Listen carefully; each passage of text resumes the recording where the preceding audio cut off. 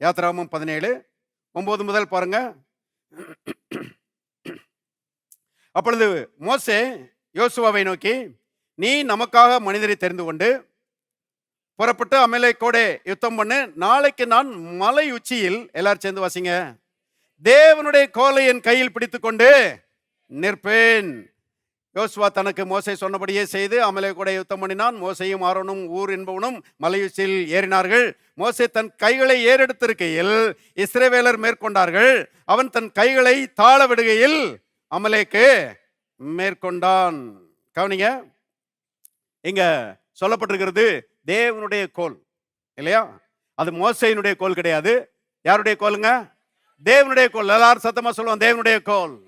அது தேவனுடைய கோல். பாருங்க, நான் தேவனுடைய கோலை என் கையில் பிடித்து கொண்டு நிற்பேன் என்று சொல்லுகிறான்.